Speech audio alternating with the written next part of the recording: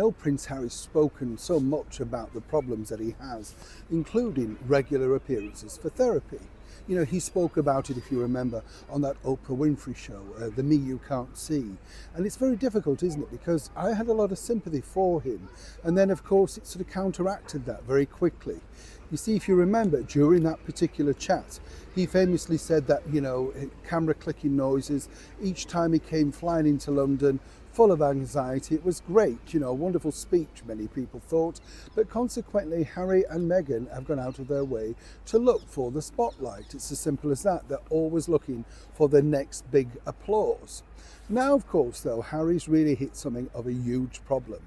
And that's all down to the current president of the United States, Donald J. Trump. And according to a source, this is not going away anytime soon, as ever. Let me explain. Morning, nice to see you. Thank you so much for your time today. Lovely to have your company as ever. And thank you so much for joining me. It's a difficult one, isn't it? Because as we've now seen recently, Harry returned back to the United States, and some might think he should have gone back in something of a blaze of glory, should I say.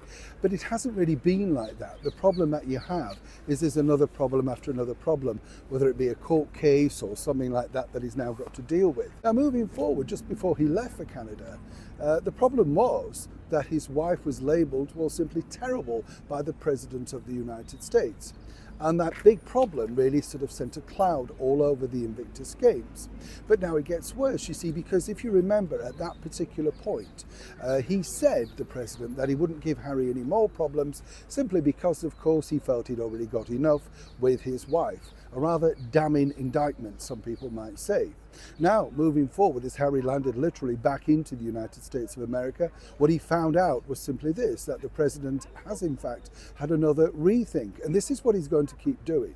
He will play around with them because clearly, you know, he's very irked by the fact that they've been disrespectful to him. And in particular, whether you agree with them or not, they've offered support to the rival party.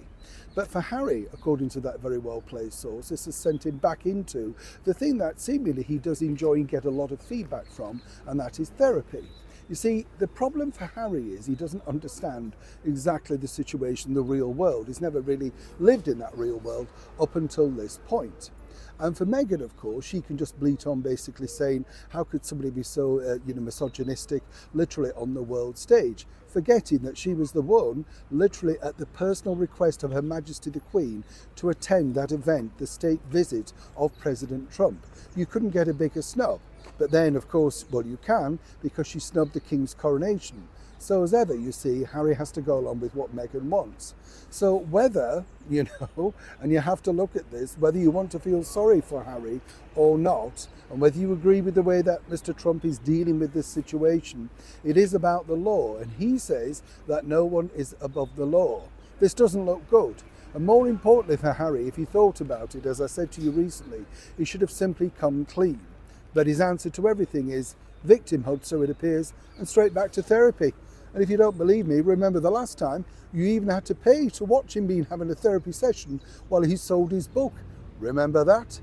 Neil Sean, Parliament, London.